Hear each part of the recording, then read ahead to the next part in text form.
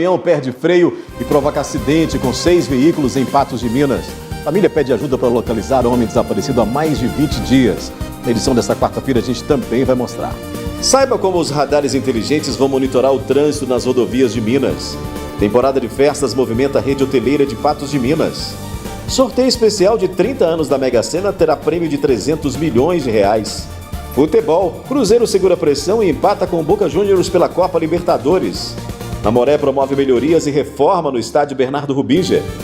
Dor crônica vai além do corpo e exige tratamento integrado, apontam especialistas.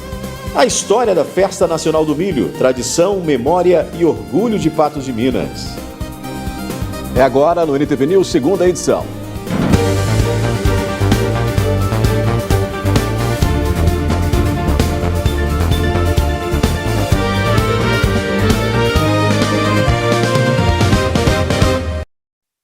A gente começa mostrando que um grave acidente envolvendo 6 veículos foi registrado na tarde de hoje na MGC 354 em Patos de Minas.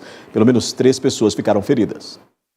As imagens do acidente impressionam.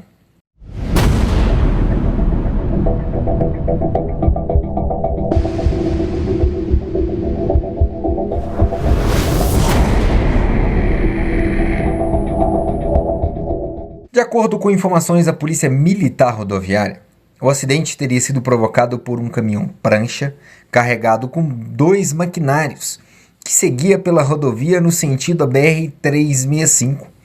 O motorista de 47 anos relatou que durante uma descida o veículo apresentou falha nos freios. Ainda segundo o condutor, o trânsito estava lento no momento do incidente. Na tentativa de evitar uma colisão traseira, ele desviou para a contramão, mas acabou atingindo outros 5 veículos que trafegavam pela via. Com o impacto, o caminhão prancha saiu da pista e desceu um barranco às margens da rodovia. Um dos carros atingidos também foi arrastado para fora da pista. Outro carro ficou bastante danificado no acostamento, enquanto os demais veículos sofreram danos menores e permaneceram em condições de circulação. O Corpo de Bombeiros esteve no local do acidente. Apesar da violência do impacto e dos grandes danos causados aos veículos, nenhuma vítima ficou presa às ferragens. Nós fomos acionados aqui na MGC 354, de frente ao Parque São Gabriel. No local aqui um acidente envolvendo uma carreta prancha que transportava 2 tratores e 4 veículos de passeio. As vítimas, apesar de uma cena muito impactante do acidente, as vítimas apresentam ferimentos leves, sem maiores complicações. Estão sendo encaminhadas ao recurso hospitalar por ambulâncias do Corpo de Bombeiros e do SAMU. Equipes do SAMU também prestaram atendimento às vítimas ainda no local do acidente. 3 pessoas precisaram ser encaminhadas ao Hospital Regional Antônio Dias. Uma jovem de 20 anos que ocupava um dos veículos atingidos apresentava diversas escoriações e sangramento na cabeça.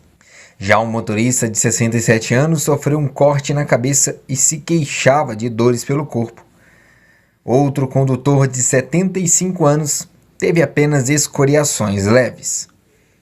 Apesar da gravidade do acidente e da força dos impactos, todas as vítimas sofreram ferimentos considerados leves. O cenário aqui realmente é um cenário bem desafiador, né?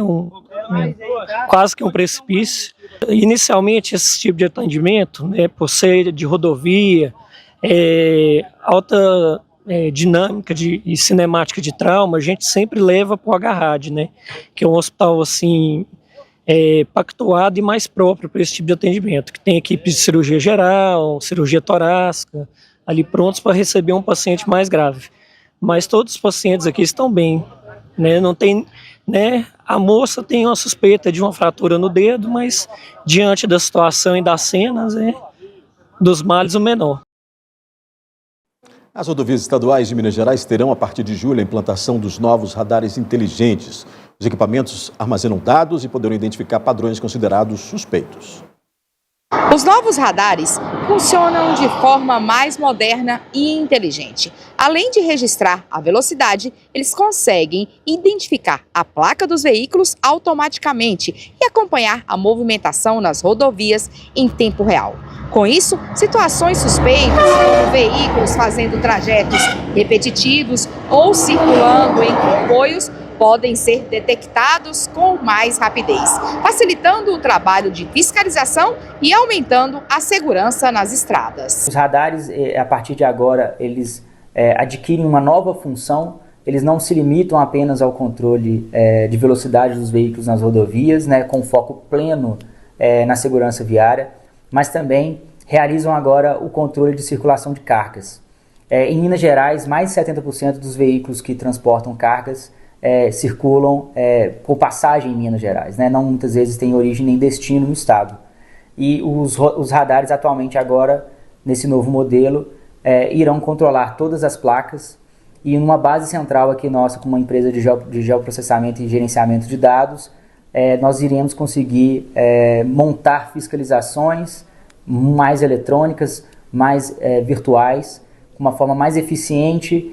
Vamos conseguir orientar melhor os motoristas baseados nos estudos dos corredores logísticos adequados para qualquer tipo de carga. As bases de dados dos novos radares serão integradas com a segurança pública aqui no estado de Minas Gerais, com a Secretaria de Fazenda, com o IMA, Instituto Mineiro de Agropecuária, e com outras instituições, né, federais e também municipais, com o objetivo de deixar melhor informado todas as equipes que cuidam da segurança pública no estado e também promover um ambiente de maior segurança viária e mais qualidade para todos os usuários das rodovias estaduais do DR. Os novos radares começam a ser instalados em trechos estratégicos das rodovias mineiras a partir de junho. A orientação para os motoristas continua sendo a mesma: respeitar os limites de velocidade e dirigir com atenção e responsabilidade.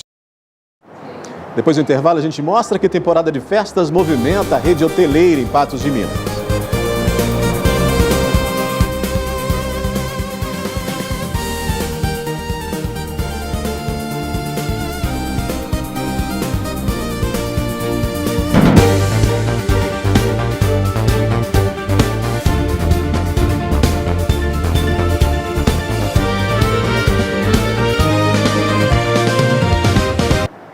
Em meio aos eventos festivos da FenaPraça e FenaMilho, Patos de Minas registra aumento não somente na comercialização de produtos, mas também na ocupação da rede hoteleira.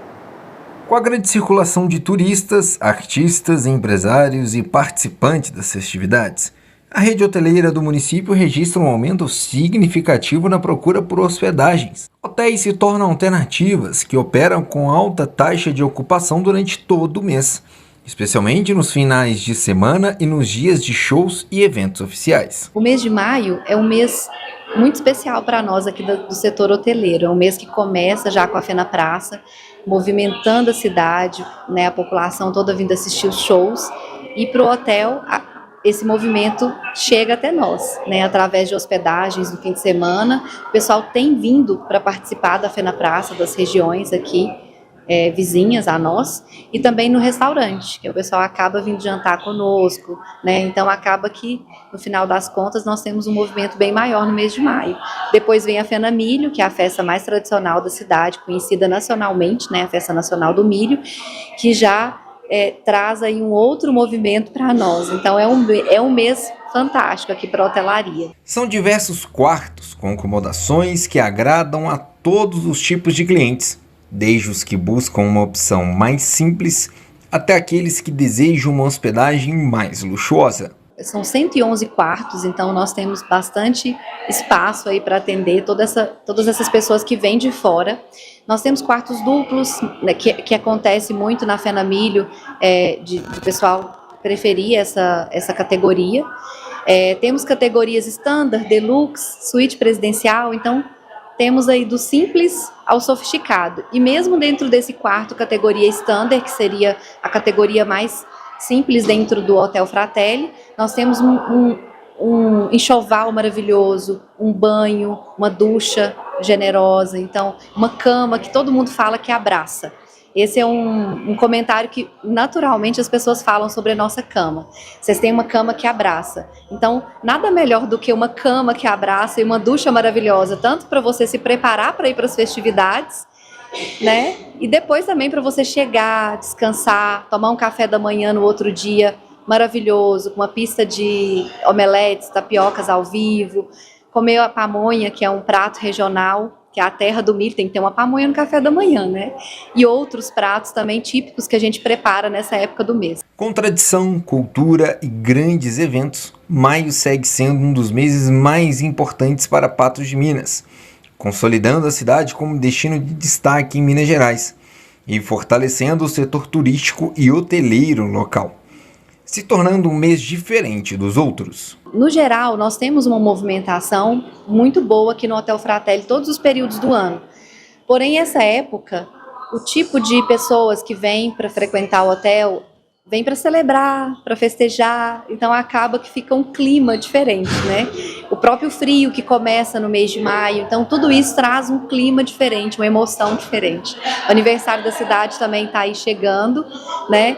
E aí a gente entra nesse clima de comemoração e de festividade. Uma força-tarefa é organizada para garantir que todos os hóspedes sejam bem atendidos e tenham uma experiência confortável com tudo funcionando dentro dos mais altos padrões. Nós temos que nos preparar sim para esse período com a operação do hotel. Então nós temos uma operação mais robusta, com mais funcionários, uma lavanderia preparada para deixar tudo certo, tudo limpo, tudo organizado, um café da manhã especial também, com esses pratos típicos voltados aí para o período, né? Enfim, nós temos toda uma preparação para receber nesse momento que todo mundo vem para festejar. A seguir tem a previsão do tempo para Patos de Minas e região. A gente fala de futebol. Mamoré promove melhorias no estádio Bernardo Rubinger antes do início do módulo 2. E o Cruzeiro segurou pressão e empatou com o Boca Juniors pela Copa Libertadores.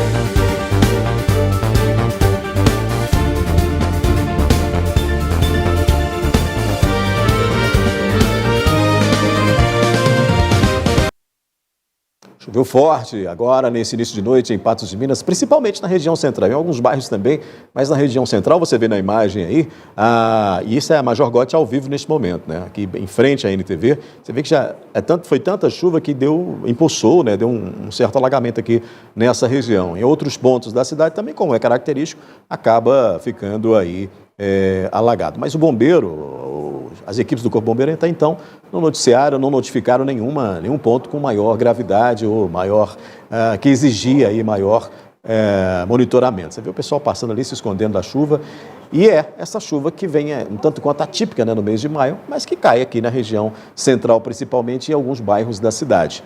Isso aí, levando em conta que a meteorologia preveu, né, que essa chuva estaria aí acontecendo nesta quarta-feira, né? Vai deixar o clima mais frio, até porque a gente tem previsão de recuo na temperatura para os próximos dias. Mas agora vamos saber como é que fica o tempo no Alto Paranaíba e no Noroeste Mineiro amanhã.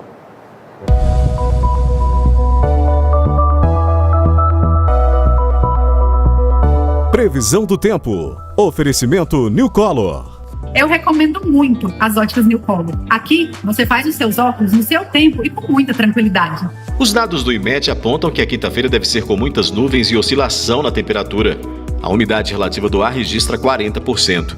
Em Patos de Minas, mínima de 19 e máxima de 30 graus. Em João Pinheiro, de 18 a 31. Em Patrocínio, variam de 17 a 29. Em Coromandel, de 18 a 30.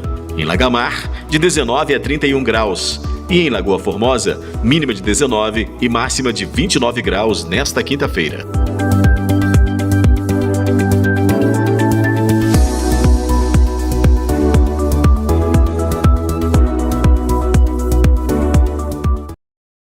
Vamos falar de futebol. O Cruzeiro encarou o Boca Juniors na noite de ontem em La Bombonera pela Copa Libertadores. O time celeste saiu perdendo, mas buscou o empate e segurou a pressão para pontuar fora de casa. Clima tenso no estádio La Bombonera. O Boca começa pressionando muito e o Cruzeiro controla a tensão nos minutos iniciais com boas defesas de Otávio. Mas aos 15 minutos o time argentino sai na frente. Na cobrança de falta de Paredes, a bola passa por Otávio e Merentiel completa fazendo 1-0. A pressão continuou na segunda etapa, mas o Cruzeiro voltou melhor, controlando a partida sem abrir mão de atacar. E deu certo. O time celeste empatou aos 8 minutos. Após boa troca de passes do lado esquerdo, Kaique se livra da marcação e faz o cruzamento. A bola passa pela área e chega até Fagner, que domina rapidamente e chuta forte, deixando tudo igual no La Bombonera. Na sequência, o Cabuloso poderia ter ampliado, mas Christian erra a finalização. O jogo ficou dramático aos 22 minutos com a expulsão de Gerson, bastante contestada pelos cruzeirenses. Destaque para o goleiro Otávio, que salvou depois o Cruzeiro em pelo menos 4 oportunidades. Aos 44 minutos, Merentiel marca para o Boca, mas o gol foi anulado pelo toque da bola no braço de Delgado dentro da área. Logo após, Neiser desperdiça a chance de marcar e vencer a partida, frente a frente com o goleiro que defende o chute do atacante, mantendo o empate até o apito final. O Neiser perdeu cara a cara, né? Faltando pouco para a estreia no módulo 2 do Campeonato Mineiro, a diretoria do Mamoré vem acelerando as obras no estádio Bernardo Rubingi de Queiroz.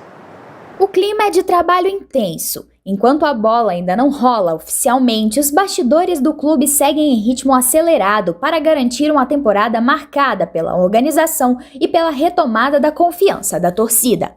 A diretoria trabalha na recuperação de espaços internos com uma atenção maior ao gramado do estádio. Um dos maiores trabalhos que a gente fez desse gramado aqui, né? A gente revitalizou todo o campo, né, com um custo até em torno de R$35 mil que a gente está gastando aqui no gramado aqui, para a gente ter um grande espetáculo. Sem contar que a pintura do estádio que a gente está conseguindo parcerias aí de materiais aí e voluntários aí, né, são poucos, mas de grande esforço aí, para a gente deixar esse estádio aí muito bonito para nossa estreia aqui. O responsável pelas melhorias dá mais detalhes de como essa modificação tem sido feita. Passamos a maquininha para fazer o corte vertical da grama, retiramos toda a palha. Depois nós entramos aqui com a adubação, nós calcareamos o calcário dolomítico, que ele vai deixar mais a grama mais verde, e um adubo NPK que vai manter a qualidade do enraizamento da grama e toda a grama, então para ela aguentar o campeonato. Agora você pode ver lá que nós estamos trocando a grama, onde que tem umas falhas, né, que isso aí já foi combinado com o Marcelo antes, e depois nós vamos entrar com fazer a colocação da areia. Então nós vamos fazer o fechamento com a areia aqui e depois eu vou entrando aqui com as 2 a 3 podas para deixar o gramado bem niveladinho. Importante que nós fizemos em todo o gramado, é a primeira vez que acontece isso no Mamoré. Marcelo pontua ainda a necessidade de que esse tipo de manutenção seja realizada de forma contínua durante o ano para que se mantenha a qualidade do gramado. Esse trabalho que a gente faz aqui no gramado, especialmente, que é uma coisa que sempre é citada aí, né, deveria ser feito no mínimo 2 vezes ao ano, né, mas a gente sempre faz na época do campeonato. A gente é muito questionado sobre emprestar o estádio para fazer eventos, né? Mas não é só isso, gente. Esse trabalho aqui, jogando ou não jogando, ele tem que ser feito, né? E lembrando para o torcedor também que esses eventos que a gente faz aqui durante o ano, eles são muito importantes para ajudar a manter a associação durante o ano, já que a gente não tem outras fontes de renda, né? Em instantes, a gente fala de dor crônica, que vai além do corpo e exige tratamento integrado, é o que apontam especialistas. E ainda morador de Patos de Minas pede ajuda para localizar o irmão desaparecido há mais de 20 dias.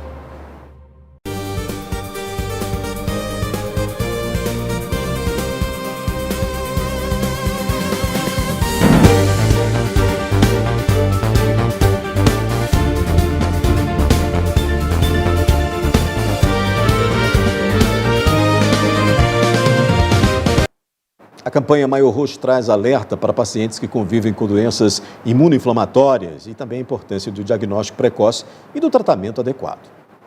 Muita gente convive com dores abdominais e alterações intestinais sem imaginar que pode ter uma doença inflamatória intestinal.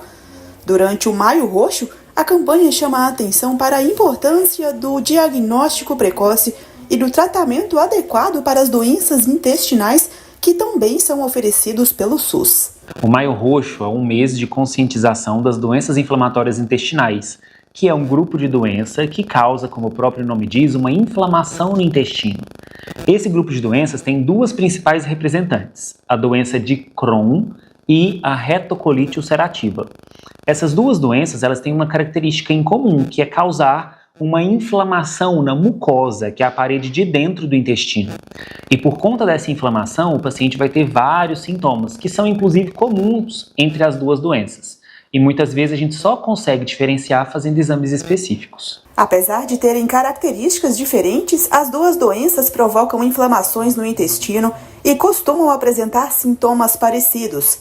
Em muitos casos, os sinais são confundidos com problemas intestinais simples, o que acaba atrasando o diagnóstico. Os principais sintomas relacionados às doenças inflamatórias intestinais são dor abdominal e alteração do hábito intestinal. Na maioria das vezes acontece diarreia, mas o paciente também pode ter episódios de oscilar entre diarreia e constipação intestinal. Muita cólica, excesso de gases, o aparecimento de sangue nas fezes, pode acontecer náusea, vômito, perda de peso e alguns outros sintomas inespecíficos, como febre, mal-estar, fraqueza. Então são sintomas inespecíficos, mas mais específicos voltados para essa parte intestinal. As causas exatas ainda não são totalmente conhecidas, mas especialistas apontam que fatores genéticos, imunológicos e até ambientais podem contribuir para o desenvolvimento das doenças. Hábitos como alimentação rica em ultraprocessados, tabagismo e até o estresse podem influenciar diretamente nas crises inflamatórias. E o tratamento varia de acordo com a gravidade de cada caso e podem incluir medicamentos, mudanças na alimentação e acompanhamento contínuo. Em situações mais severas, alguns pacientes podem precisar passar por cirurgias e até utilizar a bolsa de colonostomia. A pessoa que apresenta essas alterações intestinais e abdominais, a gente vai fazer um exame de laboratório. Mas os exames de laboratório são muito inespecíficos para a gente avaliar essas doenças inflamatórias intestinais. Então o diagnóstico mesmo é através de uma colonoscopia. A colonoscopia é um exame de endoscopia que a gente entra pelo reto. Então vai pelo reto do paciente e vai por todo o intestino grosso, avaliando como que está o aspecto deste intestino grosso. Em seguida, a gente identifica uma região que está mais inflamada e a gente faz um cortezinho e tira um pedaço daquela região e manda para a biópsia. O alerta é para que sintomas persistentes não sejam ignorados. O diagnóstico precoce ajuda no controle da doença e melhora a qualidade de vida do paciente. É importante ressaltar que existe tratamento para a doença e esse tratamento é sim feito pelo SUS, mas depende de um acompanhamento que é realizado. Então, uma vez diagnosticada, essa pessoa, como a gente disse, vai ter uma doença crônica, uma doença que não tem cura, mas que tem controle. Então, para o resto da vida, tem que fazer o acompanhamento médico. Os especialistas nesses casos são o gastroenterologista e o coloproctologista. Então, são as duas especialidades que tratam desses quadros abdominais. E além disso, tem que fazer o acompanhamento regular, alimentação muito equilibrada, porque tem alguns alimentos que podem piorar essa inflamação no intestino, e basicamente isso. Então a gente tem que acompanhar para a gente evitar, que a doença piore e que a gente consiga diminuir a atividade inflamatória da doença. A campanha Maio Roxo reforça justamente a necessidade de quebrar o preconceito e ampliar a informação sobre as doenças. O Maio Roxo veio para a gente conscientizar realmente sobre essas doenças inflamatórias intestinais que infelizmente atingem tantas pessoas, muita gente não conhece, acha que é alguma coisa que é infecciosa e não é nenhuma doença contagiosa, é uma doença que tem tratamento, que embora não tenha cura, a gente consiga que a pessoa viva uma vida praticamente normal ao decorrer dos anos. Olha só, agora tem apelo. Familiares desse homem de 51 anos estão em busca de informações sobre o seu paradeiro. Ele foi visto pela última vez no dia 26 de abril, quando desapareceu. A gente está aqui no bairro Sebastião Amorim, onde o Marcos solicitou a nossa reportagem para poder falar sobre uma situação que tem deixado ele bastante angustiado, coração apertado. O irmão que está desaparecido há praticamente quase um mês. Dia 26 de maio completa um mês do desaparecimento do irmão dele, Lindomar Benedito de Jesus, que tem 51 anos. Dia 26 de abril foi a última vez que ele teve contato com o irmão. A gente vai conversar com ele aqui para poder entender melhor, sobre essa situação.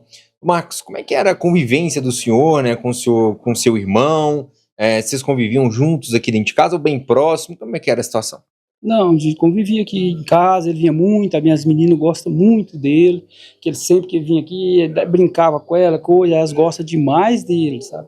Nós era convivência de irmão mesmo, até igual pai e filho, entendeu? Nós dava muito certo, pra te falar a verdade, o que mais dava certo com ele, assim, era mais próximo dele, era eu. Uma situação como essa do desaparecimento dele, né? Claro que pegou vocês de surpresa, vocês não tinha nenhuma situação em que ele demonstrava algo que poderia acontecer isso? Não, nunca demonstrou se tinha alguma coisa incomodando ele, alguém pressionando ele, nunca falava nada, sempre conversava com ele, nunca demonstrou nada que tinha alguém pressionando ele, briga com alguém, nunca vi não. E como é que tá sendo esses dias, desde o desaparecimento dele, né, o último dia 26, como é que foi essa situação, como é que foram os últimos contatos do senhor com ele, as últimas informações, e o senhor também, claro, depois disso, procurou a polícia também, né?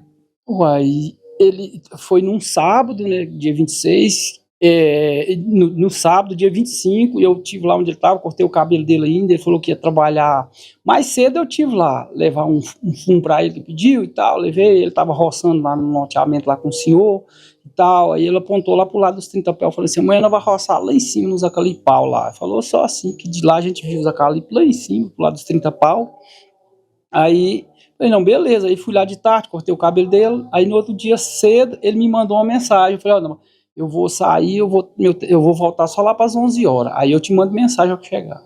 Aí, quando eu cheguei, por volta de 11h50, eu olhei, tinha um áudio dele pedindo, né, meu zap, a chave Pix, para o cara fazer o depósito para eles do dia que ele ia trabalhar lá.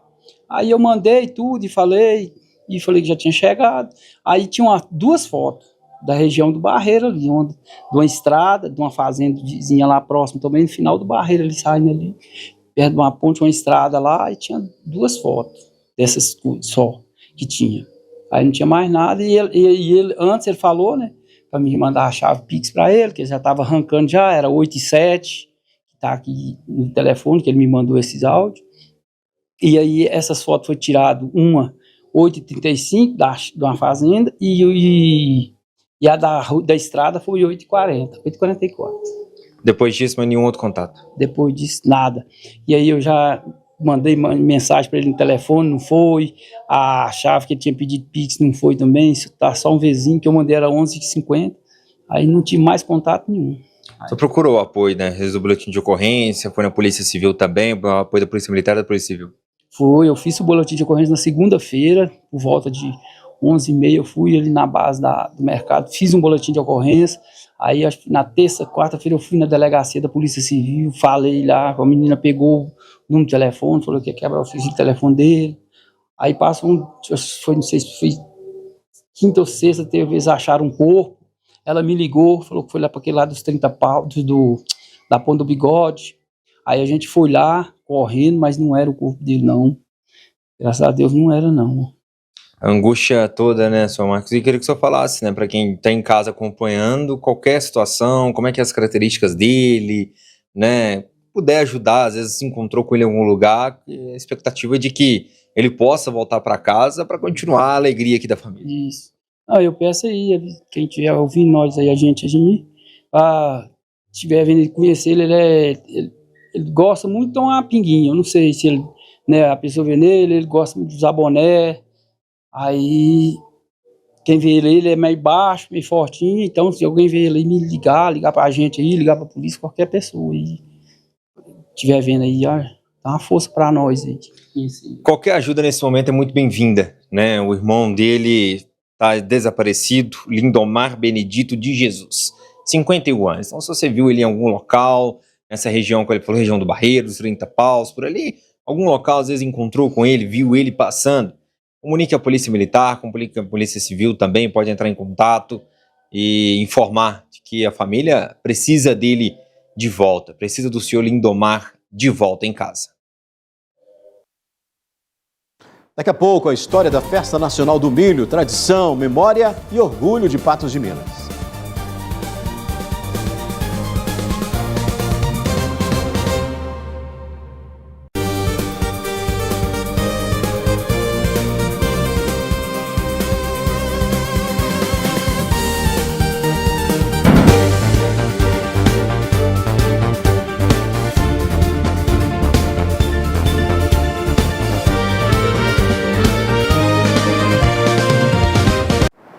Faltando menos de 10 dias para o início da Fena Milha, a gente fala sobre a história da festa que se tornou um dos maiores eventos do interior do Brasil.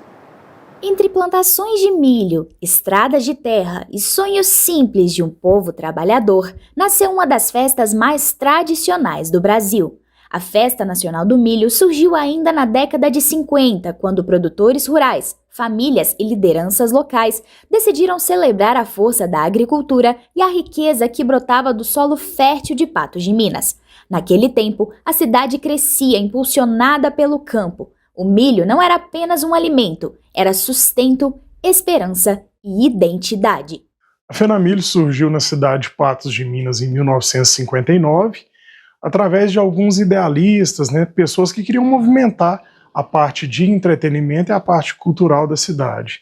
Então aí teve início as primeiras festividades, em especial, a gente tem que chamar muita atenção, que o primeiro grande evento da Fena Milho foi a questão da eleição da rainha, a Rainha do Milho. Então um evento tradicional, a Festa do Milho ao longo dos anos, fez e faz parte da cultura local e também da nossa história. O que começou com uma celebração agrícola, com exposições, encontros comunitários e valorização do produto rural, aos poucos ganhou novos contornos. A festa cresceu junto com a cidade. Vieram os shows, as tradições culturais, as cavalgadas, os concursos, a emoção de milhares de famílias que passaram a enxergar na Fena Milho muito mais do que um evento. No início da Festa do Milho não tínhamos o parque de exposições. Então esses eventos eram acontecidos em diversos lugares da cidade, como a Fazenda Paraíso, que era uma fazenda que tinha ali onde hoje é Partes do Mocambo, acontecia também nos barracões da Cazengue, enfim, auditório da Rádio Clube. A festa era espalhada por diferentes espaços da cidade. Então, com a construção do parque de exposições, ela passou a ser concentrada em apenas um lugar ou em outros lugares, como ocorre até hoje, mas hoje a gente tem uma referência de local para a festa, que é o Parque de Exposições. Ao longo das décadas, as rainhas da Fena Milho passaram a simbolizar o brilho dessa história. Jovens escolhidas não apenas pela beleza, mas pela representatividade, elegância e ligação com a cultura local. Cada coroa carrega um sonho, responsabilidades e o carinho de uma cidade inteira. A beleza da mulher patense se destaca, e isso podemos observar nitidamente através do concurso da Rainha do Milho. Ao longo dos anos foram várias mulheres que foram coroadas como rainhas, como princesas, mostrando essa beleza da mulher patense, esse concurso de beleza que sobressaiu perante os outros concursos e também na Festa do Milho, visto que é o evento mais tradicional, o que não teve interrupções durante a Festa do Milho e continua com sucesso e na ativa até os dias atuais. E enquanto os anos passaram, a Fena Milho também se reinventou. Sem perder as raízes, abraçou a modernidade. Os grandes palcos chegaram, artistas nacionais passaram a fazer parte da programação e a festa ganhou projeção em todo o país. Mas mesmo grandiosa, nunca deixou de guardar a essência do interior mineiro. É a questão musical na festa. A música sempre foi muito forte na Festa do Milho. Desde os seus primórdios, é curioso que quando a gente observa as primeiras programações da festa, não é citado os artistas que se apresentaram na época, mas é citado, por exemplo, a apresentação de artistas locais. E depois isso começa a ganhar uma proporção muito grande. Inclusive já tivemos grandes apresentações aqui, como Chico Buarque, Roberto Carlos e vários outros que foram abrilhantando a festa com seu canto. E o mais curioso também de observar disso, que a Festa do Milho ela foi acompanhando a evolução musical ao longo dos anos. Então podemos observar que, por exemplo, os grandes artistas do momento, que seja no rock, que seja na MPB, que seja no sertanejo, se apresentaram nos palcos da Fena Milho ao longo dos anos. E em Patos de Minas, a princesa do Alto Paranaíba, a Fena Milho é mais do que tradição. É herança e identidade. É orgulho coletivo. É o diamante dos olhos de uma cidade que aprendeu a transformar o milho em símbolo de cultura, desenvolvimento e amor pela própria história. É curioso ver que a Festa do Milho ela foi sendo moldada e transformada ao longo dos anos. Isso é um motivo para que a gente se deve ao sucesso dessa festa. Se ela não tivesse evoluído, se ela não tivesse transformado e adequado às realidades atuais, com certeza, às vezes, ela tinha caído no ostracismo. Como ao longo dos anos nós já tivemos outras festas locais, né, que hoje não existem mais. Então a festa do milho ganhou esse destaque, né, através do sindicato, através da prefeitura e de diferentes entidades que fomentaram ela ao longo dos anos. Uma história riquíssima, né? Semana que vem começa, dia 29 tem Fena Milho e a gente vai mostrar tudo para você aqui na tela da NTV. O NTV News está terminando, outras notícias você acessa o portal patujá.com.br. Uma ótima noite para você e até amanhã.